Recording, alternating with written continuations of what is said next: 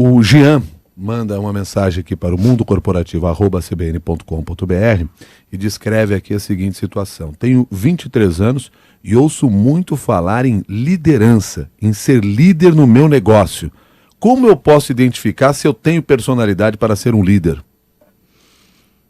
Oi, Jean, eu não te conheço, né? Não posso entrar e falar se você tem ou não. Mas a questão, né, acho que é a gente pensar o que é ter liderança e ser líder do negócio. Cada vez mais as empresas buscam pessoas, e se ouve falar, do sentimento de dono. Então, quando você fala de líder de negócio, o que me passa pela cabeça é o quanto você compra esse negócio e trabalha nesse negócio como ele sendo seu. Uma vez eu escutei de um presidente de empresa que quem se sente como dono, né, quem é dono do barco, tira a água muito mais rápido do barco quando ele está afundando do que quem não é, né?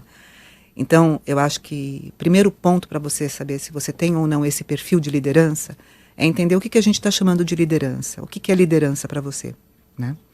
Porque não existe uma definição que seja padrão, mas liderança, via de regra, se você for olhar, é esse cara que leva as pessoas numa direção, na direção do resultado, na direção do objetivo, mas principalmente esse cara que se sente dono do negócio. Então, olhe para a sua vida e veja como que você, né, se envolve nas questões.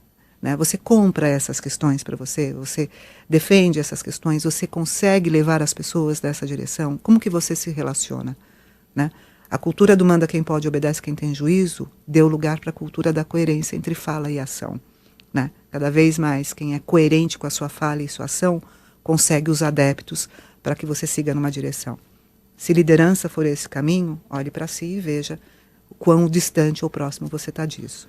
Assim como se tem a preocupação hoje nas empresas para se buscar novos talentos, para se recrutar jovens que estejam aí começando sua carreira, também há uma preocupação grande nas empresas, pelo que nós percebemos, em desenvolver os seus líderes. Isto é possível e de que maneira vocês trabalham isso? Ok.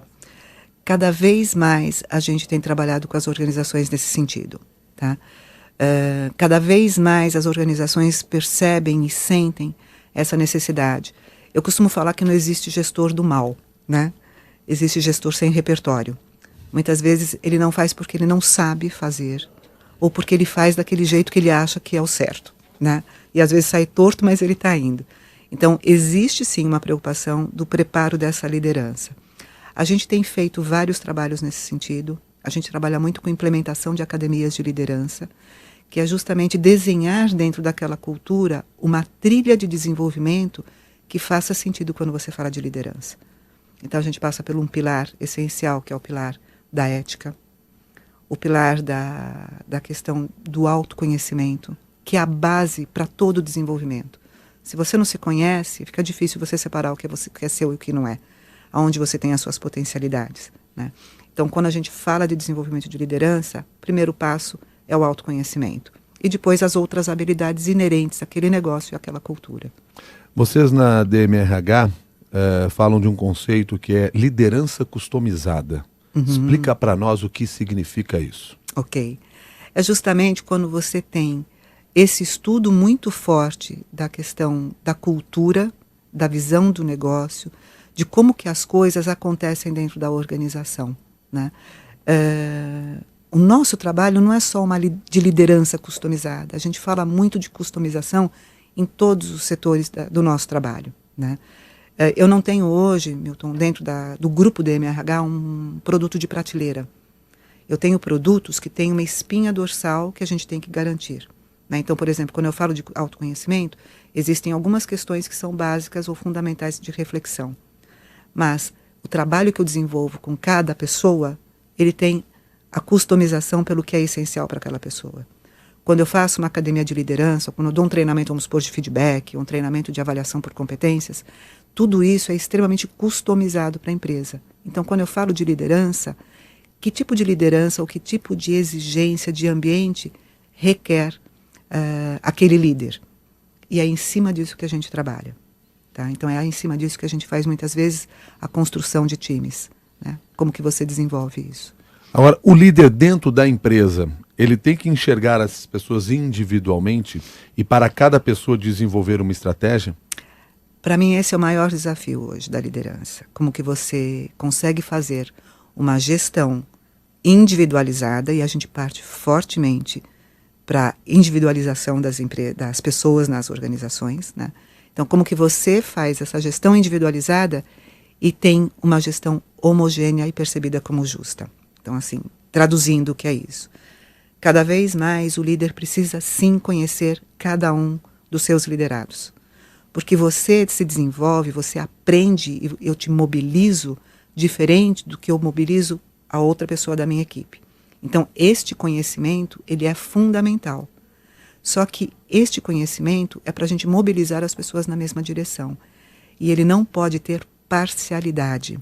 E é aí que mora o perigo de talvez você não ser percebido como justo, né? Então, acho que balizar essa ação, para mim, é o maior desafio da liderança. Explica assim um pouco de forma prática como é que é essa questão de ser parcial nesta relação.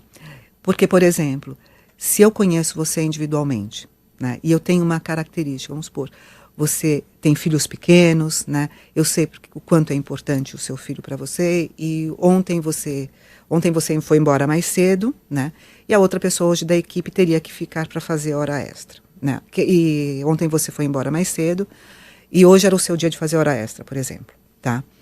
E aí eu vejo para outra pessoa da equipe e falo assim, olha, o filho do Milton, né? Ele tá doente, é tão importante o filho dele para ele, né? Você não quer ficar porque você não tem filhos, mas você só ia na academia, né? Uhum. Só que a academia para o outro é de uma relevância incrível, né? Então, como que eu balizo isso sem fazer uma inferência ou ser parcial em cima de coisas que eu considero que são mais importantes que o outro? Então, é um exemplo assim bem simples, né? Mas são cuidados que a gente tem que ter. Se eu estiver diante dessa situação, faço o que então? Entendo o que é importante para os dois, e aí a gente vai ter que ter uma conversa no sentido de que, olha, né? Acho que cada um tem a sua dose de responsabilidade, né? Ontem você não ficou, ele ficou, hoje ele fica, né? E aí, assim, na questão da justiça... E como é que eu consigo identificar essa individualidade? Como é que eu consigo identificar a personalidade de cada uma dessas pessoas que fazem parte da minha equipe para que eu adapte exatamente essa estratégia? Eu acho que aí tem uma questão de proximidade, e a proximidade não significa que eu tenho que ser sua amiga pessoal, né? Mas eu, enquanto líder, eu tenho que entender como que você funciona, o que é importante para você na hora de eu definir objetivos, na hora de eu te dar feedback. Eu tenho que entender o que te engaja, né? Então, assim, é te conhecer de uma maneira muito mais ampla.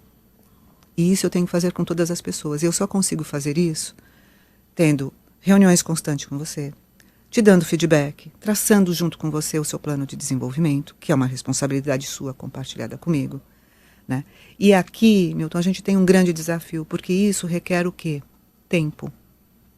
E a grande questão dos gestores é que eu não tenho tempo para isso, porque eu tenho que cuidar do resultado. Pois é, o que eu estava pensando aqui, né? A gente precisa fazer tudo isso, mas eu tenho que produzir, fazer minha empresa dar resultado, alcançar a meta, tá chegando o final do ano. Isso, e aí como a gente faz, né?